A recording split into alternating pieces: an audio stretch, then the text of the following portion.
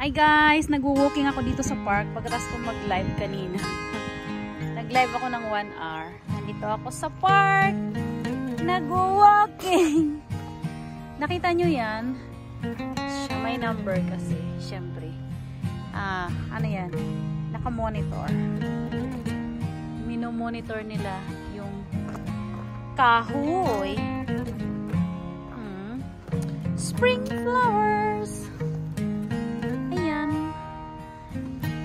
Ito, ang cute nito. Ang cute nito.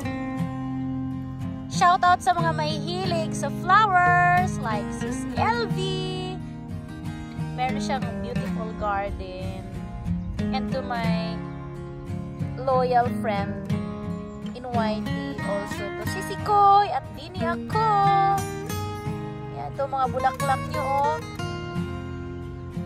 Napunta na dito sa akin.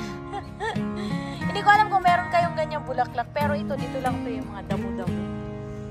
Na ang ganda niya, tumutubo pa rin. So, let's go here. Let's go here! Hindi ko alam ang tawag nito.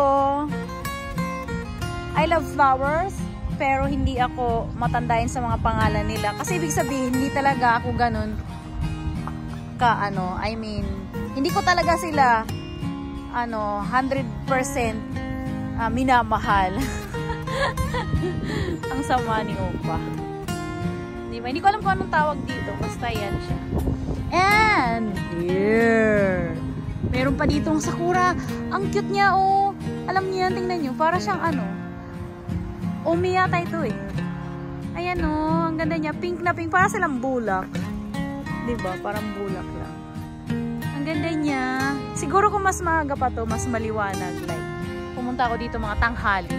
Ang ganda nito. Ang ganda niya. Oh. Move na tayo dito. The other one there, yung tree na yun, yun yung sakura. Sakura tree. Iyan yung may type and class ng sakura. May mga tawag ang mga every sakura. Yung mga nandito sa Japan, hindi ko alam sa ibang bansa. Maybe, the same din yun. Kasi meron siyang mga mahal na puno. Yung iba, bumibili. Yung iba, bumibili ng puno ng sakura. May mga mahal. Pero usually, dito, pag tumingin ka sa mga bundok, sa mga gubat dyan, daming sakura. Alam mo may tawag, kaya naputol yung tawag ko. Ay, yung video ko. So, ayan oh, ang ganda niya, diba? Ang ganda-ganda niya. Ang ganda niya. Ang ganda niya. From here, if you look from here, ayan, ganyan siya. Ayan. Ganda lang. Wow. Fantastic.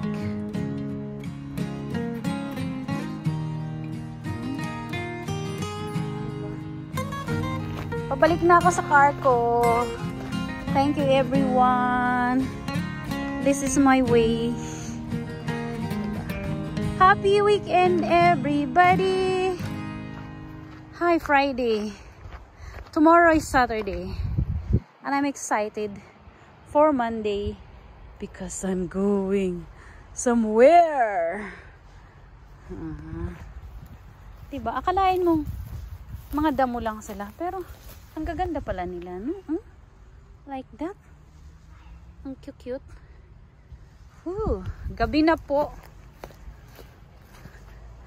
So, bye! Puro kabay dyan eh.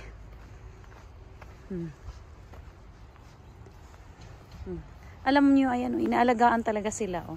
Diba, tinutukod siya para maganda ang view. At hindi sila malaglag sa baba. So, ito na talaga, bye na. I don't like this. Itong puno na to. Pero pag ganyan pa lang siya, ang ganda naman pala. Diba?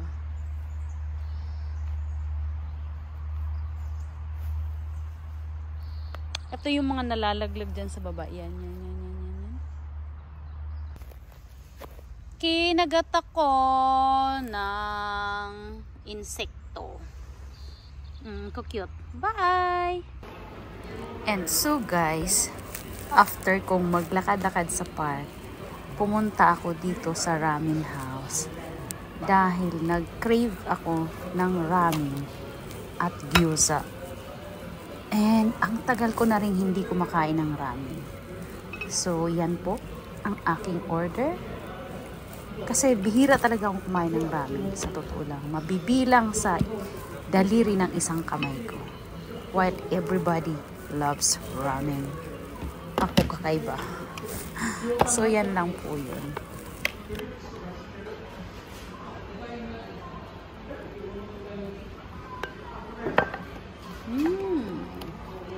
Yummy, yummy.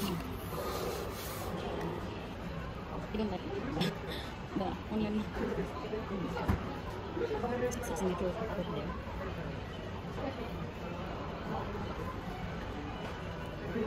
I forget to tell the stuff that I need. Greens.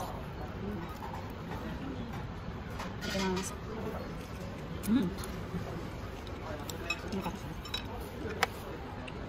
Don't open your mouth, it's good.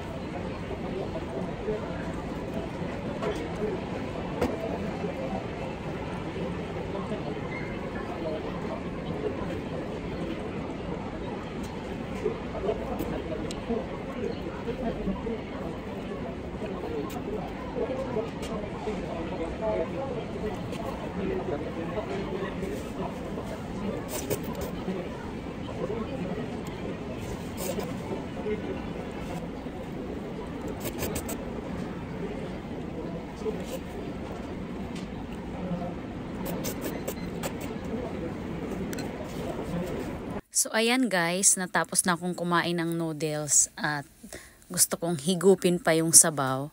So ang gagawin po natin, lalagyan natin ng vinegar, tapos i-mix mo siya and bago mo siya higupin. Yan po yung technique ng mga Japanese. Pag gusto nilang humigup ng sabaw, lalagyan nila ng suka kasi lahat po ng calories ay nasa sabaw, naiiwan kasi siya dyan. So para malis yung intake natin ng calories, just put vinegar and enjoy. Yummy, yummy. Masarap din kasi talaga siya. Kaya naman ako humigup ng sabaw kasi bihira rin talaga ako kumain ng ramen. Sinasabi ko nga. Parang once or twice, thrice a year. Pinakamarami na yan. So, thank you guys. Bye-bye.